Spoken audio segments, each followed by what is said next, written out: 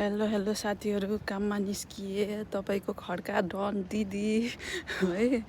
ल काममा जान परिहाल्यो, खान परिहाल्यो। हेर्नुहोस् घाम छ, छाता ओढेको, फेरि पानी परेको छैन, किन छाता ओढ्नु हो भन्नु होला है।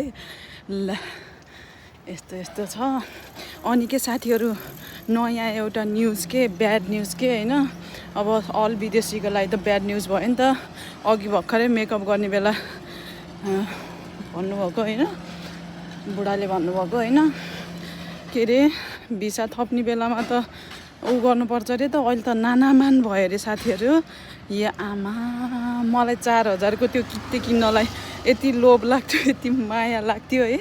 4000लाई बढाएर 6000 भएको थियो होइन। अहिले त नानामान रे है। मलाई एक्ज्याक्टली चाहिँ उहाँले त्यति नै भने जस्तो लाग्छ है। तलमाथि हुनसक्छ, एकचोटि सर्च गर्नु ल।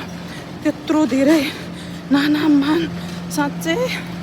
या आमा, त्यसपछि 10 वर्षमा मात्रै सिटिजन अप्लाई गर्न पाउने। 10 वर्ष आएको, 10 वर्ष पुगेपछि मात्रै। पहिला 5 वर्ष थियो।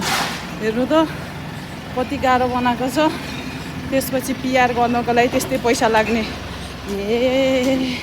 अब भनेको कोरिया जस्तो बनाउनु पर्छ कि है। आउने, काम गर्ने, भागिहाल्ने, नबस्ने, कोही पनि नबस्ने, त्यस्तो बनाउनु पर्छ। नत्र भए काम छैन, खतम भइसक्यो। अब आउनुभएको भाइ बहिनीलाई चाहिँ ताइहेन भयो है। सबैले सर्च गर्नु होला साथीहरू, कति भएछ भन्नु होला मलाई पनि होइन। थाहा पाउनुभएको साथीहरूले चाहिँ बाई बाई ल। आजलाई यति नै।